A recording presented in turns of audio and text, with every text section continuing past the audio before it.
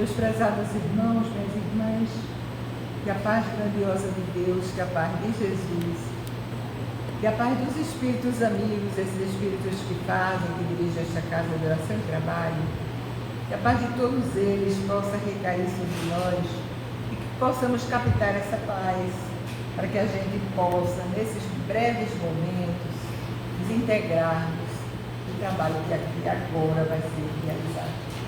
Justamente essas perguntas do livro dos Espíritos. E ao fazê-lo, como uma espécie de introdução, já que o tema é da volta do espírito à vida corporal, só relembrando, e as perguntas elas vão tratar a respeito da loucura, idiotismo e loucura. Nós vamos fazer uma breve introdução para que a gente possa se detalhar nas perguntas 371 a 378.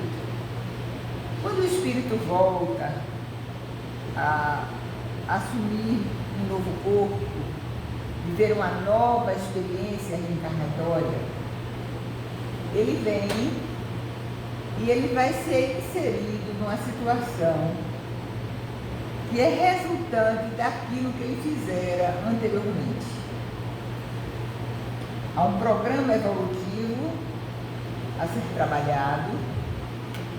Aquele espírito vai passar por determinadas situações que diferem, ou diferimos nesse contexto uns dos outros, porque cada um de nós temos necessidades evolutivas diferentes. E tudo muito bem, brevemente planejado e preparado. Nascemos com os componentes físicos, psicológicos, adequados para aquele tipo de função que naquela encarnação, naquela existência a gente vai exercer. Eu nunca esqueço, foi um dos livros de Richard Simonetti, quando ele disse que Edson Arantes do Nascimento, conhecido Pelé, ele tinha vindo com os músculos ideais para o tipo de tarefa que ele iria realizar. Isso significa que quando a gente vem com um preparo, com uma predisposição para desenvolver determinado tipo de faculdade que necessariamente a gente vai aproveitar, sabemos que não. Muitas vezes, ao invés de usarmos a ferramenta que foi nos dada, que foi nos apresentada em resposta daquilo que anteriormente fizemos e também em decorrência daquilo que precisamos daquela existência fazer, nem sempre valorizamos. Muitas vezes fatores vários, tipo preguiça, acomodamento, inversão de valores, distração, faz com que a gente não use o instrumento recebido para a tarefa que precisávamos realizar. Mas vamos mais. Nascemos numa época ideal, no momento ideal para a realização da tarefa que nos cabe. Nascemos na família ideal. Convivemos com pessoas que são aquelas importantes e necessárias para o nosso individual evoluir. Mas nem sempre valorizamos essa oportunidade. E aí chegamos a observar no cenário da vida que umas pessoas, elas têm uma facilidade imensa de apreensão dos conhecimentos. Com naturalidade, muitas vezes nós estamos vendo as crianças, elas se alfabetizarem. Antes daquela época em que nós nos alfabetizávamos. Uma construção de raciocínio que muitas vezes espanta-nos, né? Mas, ao mesmo tempo que a gente vê crianças assim, vemos outras que a gente já, ao olhar, a gente percebe que ela traz limitações físicas e emocionais. Vemos situações que de cara você vê a limitação daquele espírito. E por que ele veio limitado? Tem uma razão para isso? E ele vindo com determinadas limitações, qual o sentido da sua existência assim?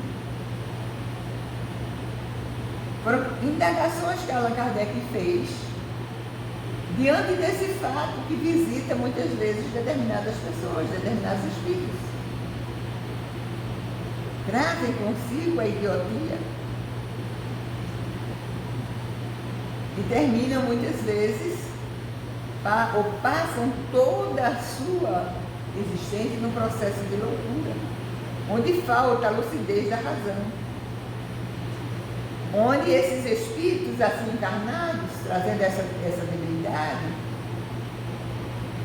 eles se comportam, ou eles têm um comportamento anormal, que difere do comportamento da sociedade. Na questão 371, Allan Kardec começa a detalhar as suas, aliás, ele começa a colocar os seus questionamentos a respeito da questão, e os espíritos foram lhe respondendo. Na questão 371, ele indaga: tem algum fundamento o pretender-se que a alma dos cretinos e dos idiotas é de natureza inferior? Teria Deus criado determinados espíritos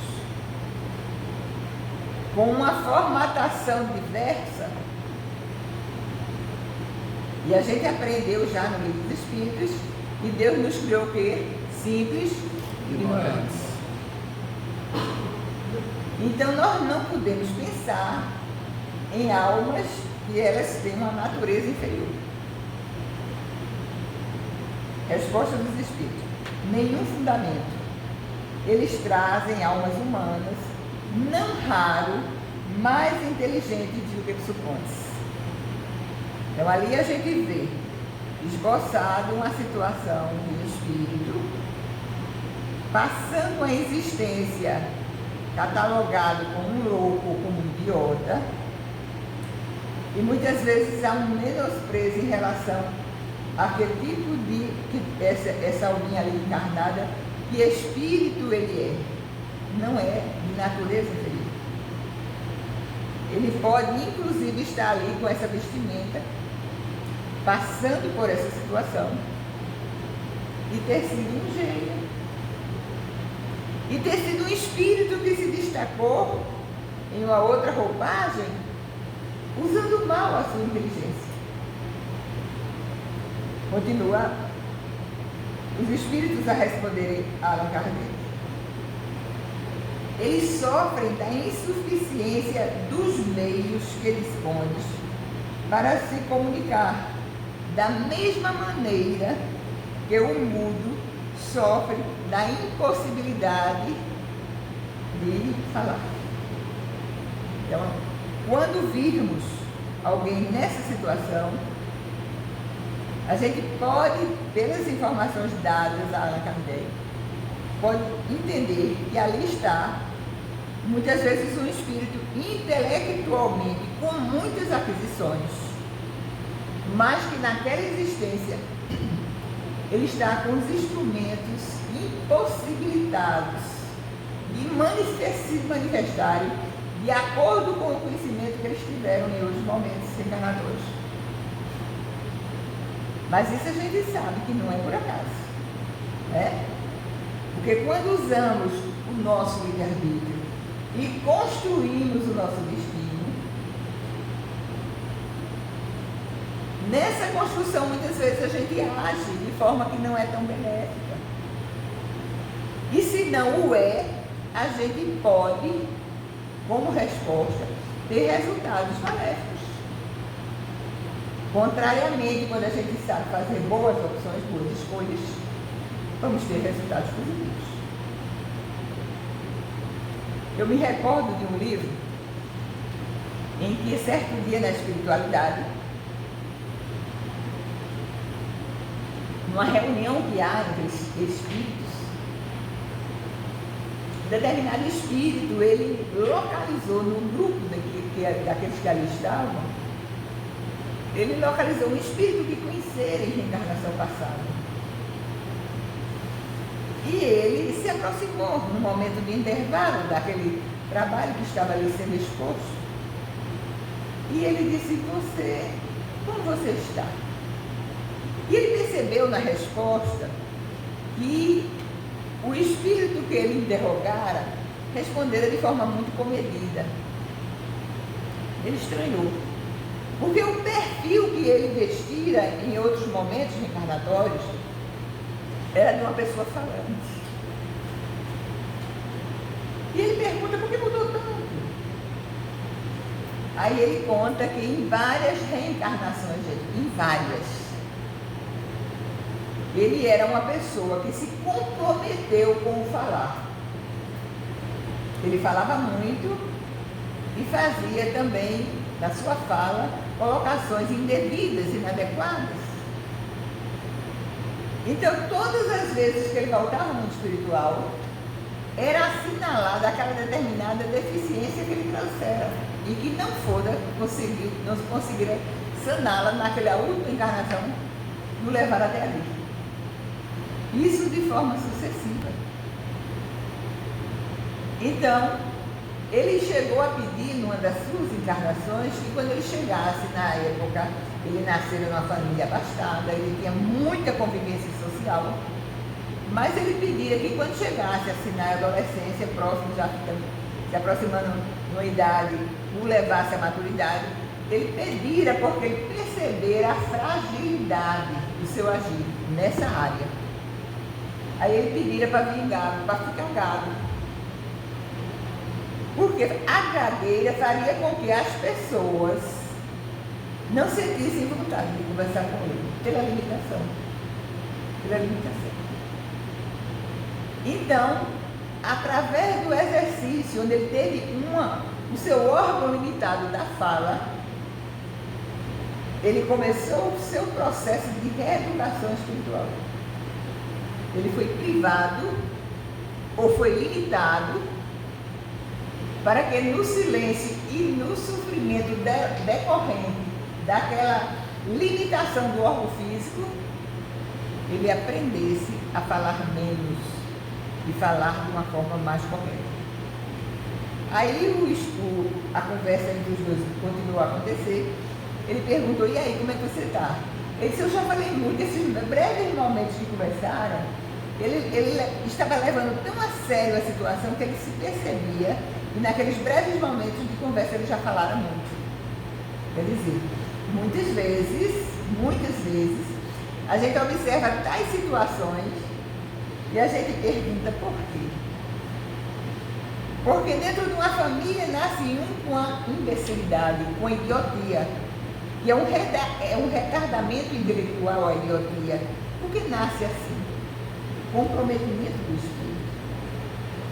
Eu nunca esqueço também de uma obra de Chico Xavier, por ele psicografado, Irmão X, em que ele conta que todos os discípulos do Mestre, todos eles tiveram uma morte violenta, à exceção de João. E um determinado processo que levaria Tiago à morte, que levou Tiago à morte, um dos discípulos chega junto de Jesus, Pedro, e pergunta por quê. Por que todos nós somos sacrificados? Porque ele foi inserido numa situação que ele não era responsável por ela, e as autoridades que o enredaram o levaram a sofrer a morte. E ele saía rolando o nome de todas as pessoas que participaram do processo que teria levado o Tiago à morte. E fulano, Jesus tranquilo, fulano viverá. E cicrano viverá. E a outra pessoa, a resposta de Jesus: ele viverá. E ele arremataria a informação, dizendo: todos eles viverão. E vivendo, eles vão ao encontro da sentença que eles próprios lavaram contra si próprios. Aí não é justiça de homem, é uma justiça decorrente do não cumprimento das leis morais, que nos fazem cursos em receber o resultado daquilo que anteriormente a gente fez.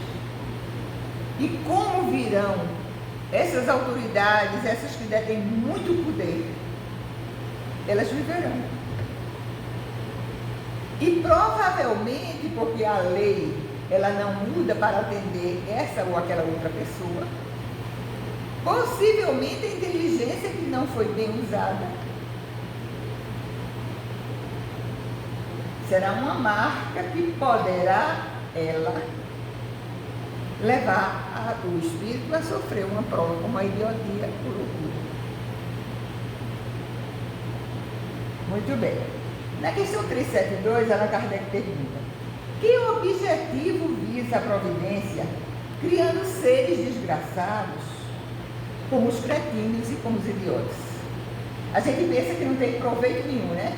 Já que eles não têm um raciocínio correto, não existe lógica naqueles que eles pensam, e eles pensam tanta coisa, e a gente percebe isso nas pessoas perturbadas com as quais a gente convive. Vocês lidaram ou lidam com pessoas assim perturbadas? As criações mentais são impressionantes. Outro dia eu tomei conhecimento de uma criação mental e eu disse, Jesus, onde a gente percebe nitidamente que a pessoa não está pensando de forma correta. A gente está fazendo um trabalho aqui como esse e às vezes, gente, não é raro. Pessoas há que pensam que o dirigente do trabalho, que a pessoa que nos chamou para o trabalho, ela disse algo nosso e que o expositor, na hora da palestra, usa aquilo para passar uma lição para aquela pessoa. Há poucos dias eu tomei conhecimento disso. Eu disse, meu Deus, que criação mental, a pessoa imaginar. E a pessoa saiu do trabalho, porque ele disse, não, foi feito para mim, agora foi feito porque alguém disse. Quer dizer, você constrói uma realidade para uma pessoa que está começando talvez a surtar, ou que já surtou, cria uma ilusão. Eu conheci uma pessoa amiga de uma outra cidade, mas era muito amiga minha e ela conversava muito comigo. Ela dizia, Mercedes, o avião do deputado tal fica rondando em cima da minha casa e eu vejo a hora o avião cair. Gente, era uma coisa tão séria, Gisele, mas era uma ideia fixa. Esses chamados surtos, a pessoa coloca na cabeça e ela tem nítida certeza que está falando sério. Não. Então, qual é o sentido? A providência divina é quando permite uma situação dessa. Qual é o objetivo que a providência divina tem? Resposta. Os que habitam corpos de idiotas, que é um idiota, uma pessoa com retardo intelectual, são espíritos sujeitos a uma punição. A gente coloca punição e muitas vezes o espírita não gosta de determinadas palavras que são colocadas, mas aqui a gente está sendo fiel dos espíritos. Não é uma palavra que eu coloquei. A gente pode até que as pessoas não gostam desse tipo de palavra, mas é o que está escrito. Se não gosta, coloca correção. É um processo corretivo. Então, os que habitam corpos de idiotas são espíritos sujeitos a uma punição. Sofrem por efeito do constrangimento que experimentam. E que constrangimento é esse? Da impossibilidade que estão de se manifestarem mediante órgãos não desenvolvidos e desmantelados. O instrumento, muitas vezes, ele apresenta até uma lesão cerebral. Porque nós tivemos cuidado de pegar esse livro, para quem quiser aprofundar isso que a gente está conversando, A Loucura sobre o Novo Prisma, de Adolfo Bezerra de Menezes. Ele construiu esse livro, ele fez esse livro, e ele botou o pseudônimo de Max. Ele nos apresenta nessa obra que loucuras há que são decorrentes de uma lesão cerebral e loucuras há que não são decorrentes da lesão cerebral. É o próprio espírito que está emaranhado num processo que muitas vezes faz com que obsessões aconteçam. Daí porque ele apresentou esse livro dizendo a obsessão sob um novo prisma. Aliás, a obsessão não, a loucura sob um novo prisma.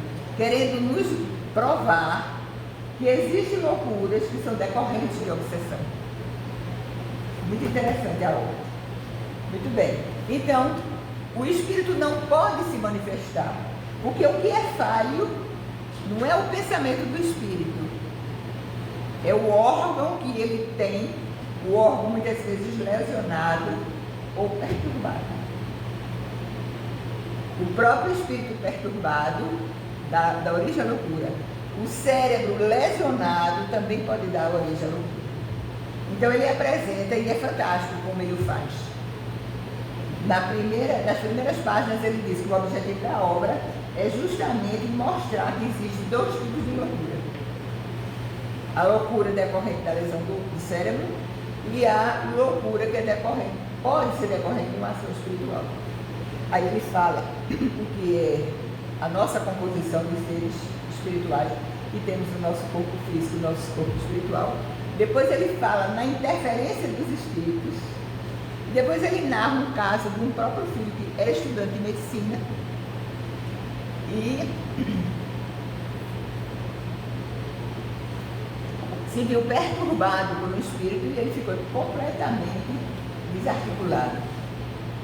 Era estudante de medicina e trouxe um dano muito grande para ele.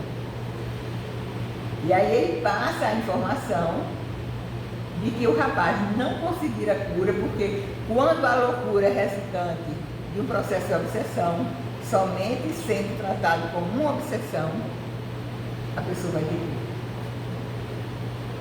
Então há um objetivo. Não é por acaso, Deus não é um jogador de dados, não é? As coisas acontecem às outras pessoas e a nós próprios, tendo uma causa determinante, né? Então, para que vem? Para que a gente recomponha a trajetória. Porque se a gente continuasse a fazer desmandos, a gente não, e nada houvesse para a gente conseguisse pensar e reparar, a coisa continuaria acontecendo. E sabe Deus até quando? Né? E que, às vezes, somos nós mesmos que lesionamos o nosso próprio perispírito. Aí, ao lesionar o perispírito, o nosso corpo vai nascer doente. É a gente mesmo, não é Deus que está fazendo que o corpo seja doente. Mas aquelas outras pessoas que não conhecem o que nós conhecemos, imagina que é Deus. Né? Imagina que é Deus, que é um castigo, que é uma escolha, que escolheu aquele outro. Porque me escolheu, né? Quantas dúvidas pairam nas mentes das pessoas? Por quê? Por quê? Uma cidade tão grande, com tantas pessoas, porque foi minha família visitada por isso ou por aquilo? Ou nós próprios, às vezes, chegamos até esse tipo de questionamentos fazer. Não após fundamento, posso dizer que os órgãos nada influem sobre a faculdade. Nunca dissemos que os órgãos não têm influência. Os nossos órgãos, eles têm muitas influências sobre as nossas faculdades. Os nossos órgãos, eles têm influência sobre as nossas faculdades. A gente vai ficando mais velha. Quem já está ficando mais velha sabe muito bem isso que eu vou dizer. A gente tem a mesma disposição de fazer tarefas físicas, das quais a gente fazia anteriormente. Uma pessoa amiga me falou que, em visitando a mansão do caminho, tomou conhecimento das limitações de Divaldo. Que muitas vezes, antes dele se levantar, ele passa um comando mental para o corpo. Ele passa um comando mental. Quer dizer, é a influência do quê? De um corpo, de um senhor de 90 e quantos anos? 95 é. E ainda está vivendo, que ainda está operando, mas que sofre as influências do organismo, né? Daí porque os jovens que aqui estão, é um conselho de uma pessoa mais experiente. façam. Enquanto vocês puderem fazer mais, façam. Aproveitem. Porque chegará o momento em que os órgãos estarão cansados. Por mais que queiramos, a gente não consegue. Quantas vezes eu volto triste de cartilha? Porque quando eu ia para lá, e eu fazia uma coisa, eu fazia outra, eu pintava a porta, eu fazia isso e aquilo. Aí hoje volto um caco. Faço de forma limitada, mas eu percebo que a diferença é muito grande. Muito bem. Questão 373. Qual o mérito da existência de seres que, como cretinos e idiotas, não podem fazer nem o bem, nem podem fazer o mal? E não se acham incapacitados para progredir? É uma expiação. Quando a gente repete muito a prova e a gente não passa, a gente vai ser jogado para a expiação. Muito cuidado com essa repetência de provas, que a gente muitas vezes recalcitra, a gente não muda. Aí poderemos vir através de uma expiação. Decorrentes do abuso que fizeram de certas faculdades, é um estacionamento temporário. Tem finalidade.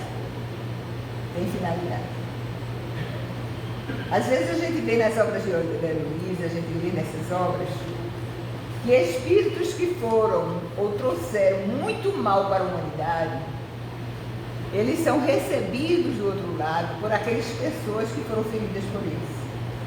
E às vezes é tão grande o montante de dano que foi feito, que para que aquele espírito não fique à mercê da conjugação de forças dos espíritos que querem, né, lançar uma vingança por aquilo que sofreram, muitas vezes eles imediatamente são recambiados para a Terra, para que eles passem um tempo longe daqueles que foram por eles atingidos. E como eles chegarão? Né? Muitas vezes precisando da expiação e precisando do esquecimento temporário, porque senão ele nada faria. Então, é uma bênção divina muitas vezes. Aquele estágio do espírito vivendo numa situação de uma idiotia ou de uma loucura. Questão 374. Na condição do espírito livre, tem o idiota consciência do seu estado mental? Aquele espírito está num processo de idiotia. Na hora do sono, por exemplo, ele tem consciência? Sim ou não? Sim. Tem. Por quê? Porque nós sabemos que quem pensa não é o cérebro, né? Quem pensa é o espírito. Se é o espírito que pensa, se o corpo está adormecido, ele está livre. Ele está livre das amarras ali, está ligado pelo cordão fluídico, não é? Mas ele está vivendo um estado de liberdade. E aí ele toma conhecimento da situação em que ele está inserido. Ele sofre. É interessante, nós estamos vivendo uma experiência, não é comigo, mas é com o meu esposo. Ele está com a paralisia de uma corda vocal. Para eu escutá-lo, eu tenho que chegar junto dele para saber o que ele está dizendo. Se a gente estiver em compartimentos próximos, ele fala, aí eu vou ao encontro, ou então peço para ele repetir. Vocês calculam essa dificuldade? Para a pessoa que está passando pelo processo? Hoje ele recebeu um telefonema da mãe. A mãe ficou impressionada com a fala dele. Aí passou o telefone para a empregada da casa, para poder falar com ele. Aí ele desligou o telefone, vocês ficou com medo da minha voz. Ficou com medo, no instante desligam. Agora imaginem, o espírito passa toda uma encarnação. Ele não tendo a possibilidade de se expressar. Quem o escuta? quem o entende. E aquela pessoa que o entende na totalidade, não é? Então nós ficamos imaginando, mas o objetivo existe. Porque não foi por um acaso que o espírito está inserido naquela situação. E ele temporariamente, aquele período, se bem aproveitado, né? Se não aproveitado com revolta, porque eu sempre me lembro de Ivone do Amaral Pereira, no livro Das Telas do Infinito, quando ela diz, ou é no livro Ressurreição e Vida, quando ela conta que qual é a dor que redime? Aquela dor para a qual a gente não coloca alguma coisa a mais de sofrimento para aquela pessoa que convive conosco. Porque muitas vezes a pessoa que está num estado doentio, que precisa de um cuidador, que precisa de um acompanhante, quando essa pessoa está acompanhando alguém resignada, o que acontece? É mais fácil o trabalho do cuidador. Mas imaginemos uma pessoa que revoltada o tempo todo está ali a reclamar. O tempo todo a reclamar. Aí uma coisa puxa a outra. Eu me lembro certo dia, minha sogra está com 94 anos. A um determinado dia, a minha cunhada liga para o meu esposo e muito triste se lastima. Ela chama meu esposo de maninho. Eu escutei isso dela. Aí eu disse, deixa eu falar para ela. E o que é que eu quis falar? Eu tomara conhecimento que nesse ano uma pessoa da família dela, um esposo, internado numa UTI por 60 dias. A cirurgia foi delicada, e mais delicada ficou, porque no momento ele puxou alguma coisa, um tubo que o levava a respirar, e aí o que é que aconteceu? Sala cirúrgica novamente. Ele estava no processo de exaustão. E todas as vezes quando a esposa diariamente estava lá junto dele, ele dizia, tire-me daqui. Tire-me daqui. Tire-me, quando eu sair daqui, eu vou denunciar a polícia. Porque a pessoa ficou desarticulada, e desarticulada a percepção foge à razão. Foge à razão. E ao fugir à razão, o fato de estar ali, monitorado, preso, a pessoa achava que estava sendo agredido. Tire-me daqui. Tire-me daqui. Aí eu fui falando para minha cunhada, ela não está bem. Ela está passando um momento em que ela não enxerga os benefícios que você faz por ela. Enxerga. E ela me agradeceu tanto. Me disse, muito obrigada. Considere uma pessoa doente. Em considerando uma pessoa doente mentalmente, porque a doença, gente, não sei se vocês concordam comigo, nos leva a estados de fragilidade. Uma fragilidade orgânica, porque a gente depende do outro, às vezes quase para tudo. Uma fragilidade emocional, porque quem não gosta de pedir é obrigado a estar pedindo. Se você não gosta de pedir, quando você está doente, você é obrigado a pedir. Aquilo é um martírio.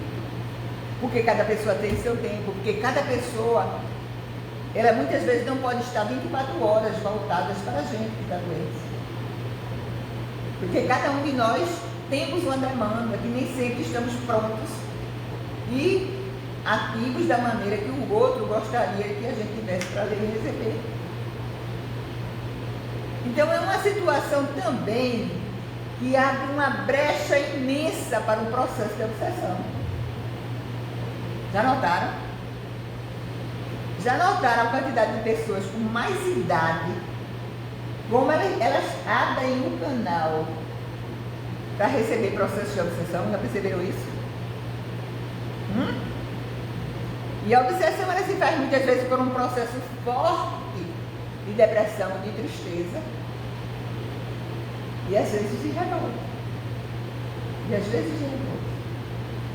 Agora vocês calculemos nós, o espírito passar 30, 60, 50 anos com essa limitação orgânica.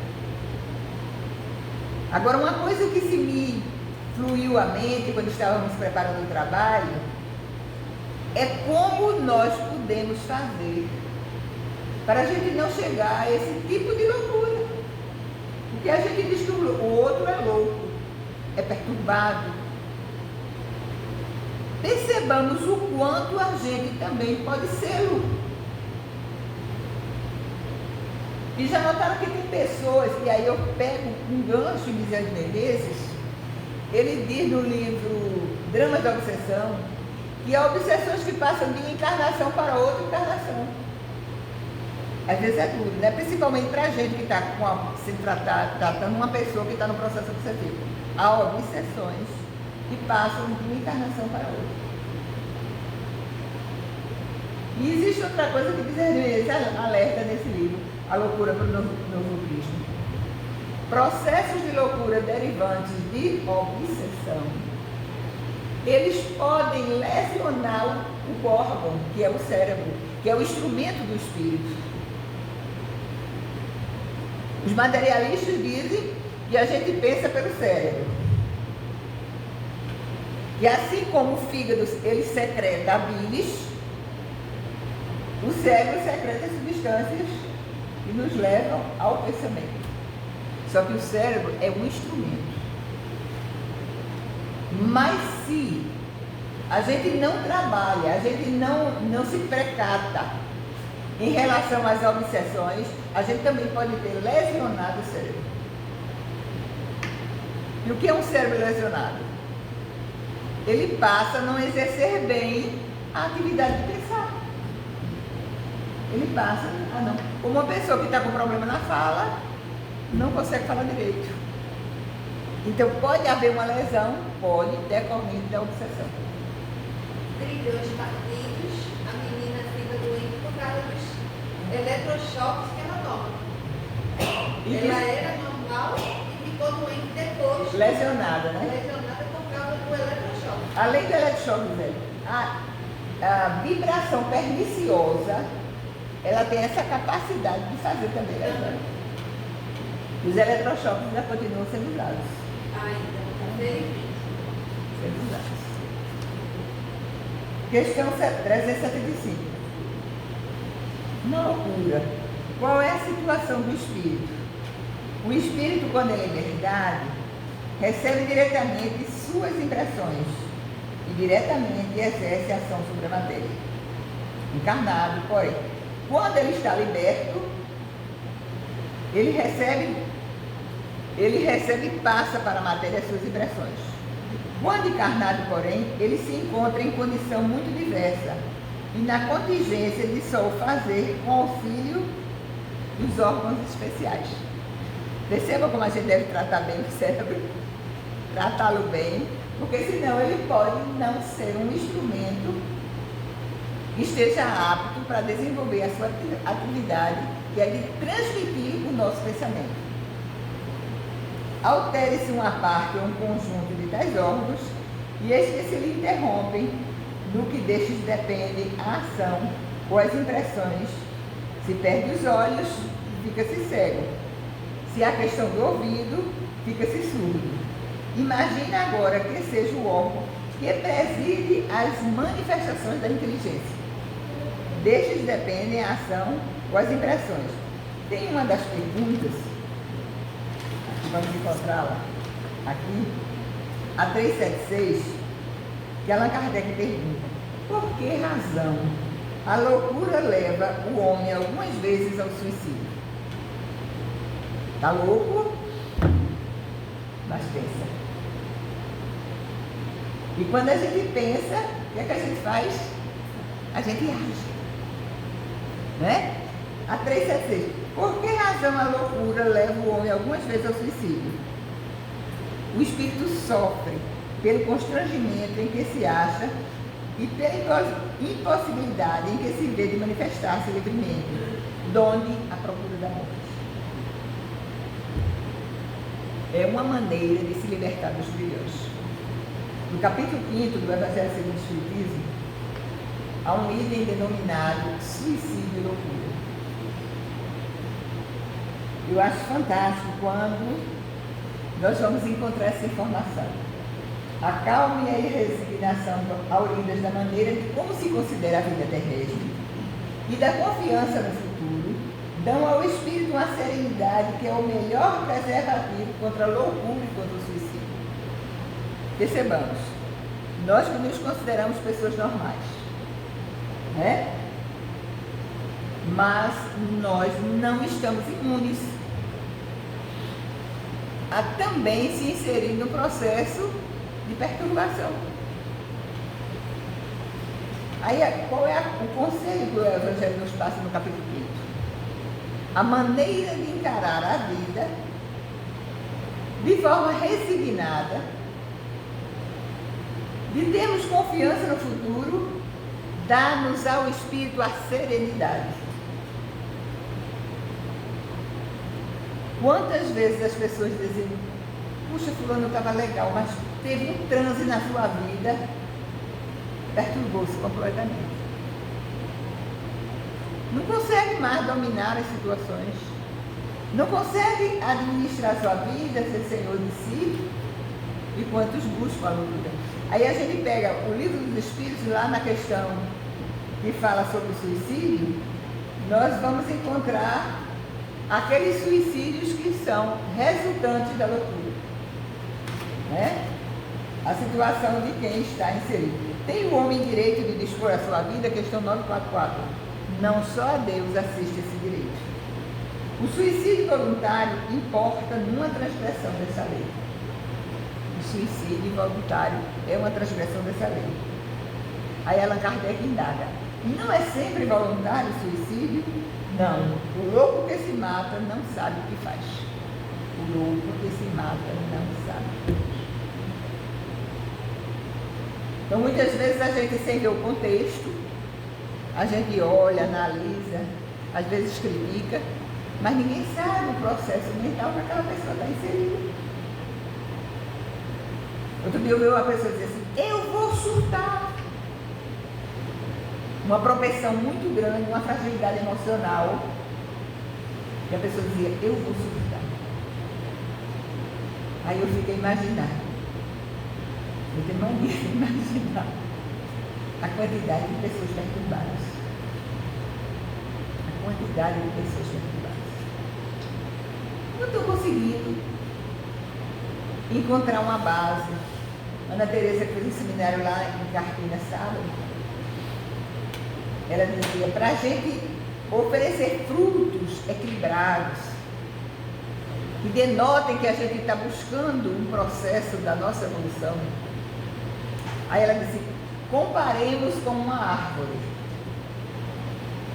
As árvores mais robustas são aquelas que têm uma boa base, têm profundas raízes. As raízes emocionais ou espirituais, a gente as vê muito mais robustez, são aquelas que têm um alicerce para que a gente possa pensar. Quantas vezes nas nossas vidas chegam os maus pensamentos e a gente rechaça? Por que a gente rechaça? Porque a gente diz, não faz sentido eu alimentei esse tipo de coisa. Por quê? Porque nós temos uma base sólida, gente. A doutrina espírita nos dá essa base sólida. Quanto mais palestras vocês assistirem aqui no IBV, quanto mais seminários vocês assistirem, as raízes vão ficando mais aprofundadas. As raízes vão ficando mais aprofundadas. E aí, apesar de tudo, a gente vai dando os nossos primeiros passos. E podem representar muito, porque muitas vezes, em muitas existências, a gente esteve parado. A gente esteve parado. Então o Evangelho diz a maneira como a gente encara as coisas da vida terrena e a vida futura são fatores que nos acautelam de viver momentos de loucura que fazem muitas vezes esses momentos pensarem no suicídio. Então, já caminhando para o final, eu quero ressaltar essa obra. E ressaltando essa obra, ele diz que, o Bezerra de Menezes, ele diz: a loucura pode dar-se em larga escala, através do processo da obsessão. Através do processo da obsessão.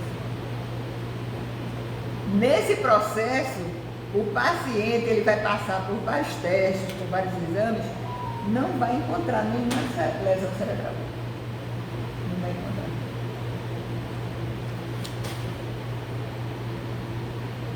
O mau estado do organismo, do cérebro, pode apresentar uma lesão, mas existem muitas lesões que são recorrentes.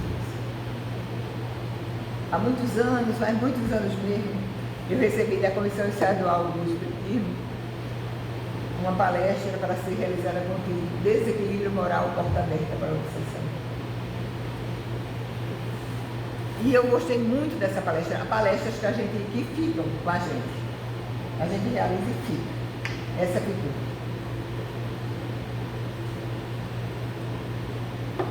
Tem um dos livros de Manuel Flamengo Miranda, chamado Tormentos da Obsessão, ele diz que a obsessão campeia sobre a Terra. E campeia graças à inferioridade moral de nós que habitamos a Terra. A Terra é um plano de provas e expiação, mas também é uma escola. Mas a gente só fixa em plano de provas e expiação. A gente veio para cá com o propósito de evoluir. Para isso, todos nós fomos criados. Mas aqui chegando, a gente se dispersa tanto com as coisas que o mundo nos oferece. A gente não vai trabalhando aquilo que a gente, ou vivenciando aquilo que a gente aprendeu. A gente tem uma dificuldade imensa de perdoar. E eu fico só a pensar, se a gente que vive dentro da doutrina, vendo os livros de forma quase diária, estudando para apresentar trabalhos, ou estudando para interiorizar, nós temos dificuldade de perdoar. Imagine o outro que está lá fora. Né? E porque existe essa dificuldade, a obsessão chega.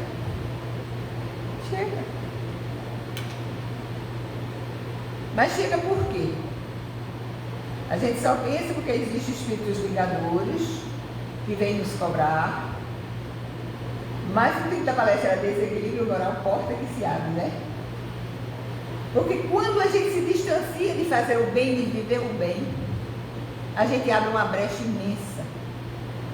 E a gente vai assumindo determinadas atitudes. Temos dificuldades de perdoar. Então, se a gente tem essa dificuldade, o outro também tem. E a obsessão chega. O Manuel Flamengo Miranda diz, é um choque de retorno de uma atitude infeliz que a gente endereçou contra alguém, e esse alguém, cheio de revolta, e deu volta para nos cobrar. Choque de retorno. Então, que fique para cada um de nós esse alerta. Agradeçamos a Deus que é essa bênção que a doutrina espírita. Agradeçamos a Deus está passando por essa encarnação de forma lúcida. De modo que a gente possa escolher, possa vivenciar aquilo que o Espírito idealizou e idealiza para que a gente possa realizar. Agradecemos essa bênção. E temos muito cuidado para voltar para a linha do equilíbrio, porque ela é tênue, diz o Espírito Manuel Flamengo Miranda, é muito tênue. De uma hora para outra, um pequeno nada faz com que a gente modifique toda uma trajetória, às vezes, de vida. Né? Ou nos complicando com processos vários da obsessão, E com essa possibilidade, muitas vezes lesionando o nosso cérebro. Se a gente cuida dos olhos, faz periodicamente exames para que a nossa vista ela possa ter um resultado positivo pelas demandas que precisamos para viver, que a gente possa cuidar também da nossa alma, né? Para que a gente não abra a brecha, porque ele diz que existem dois tipos de loucura: a ocasionada pela lesão do cérebro e a ocasionada pelos processos da obsessão. Muita paz para ti.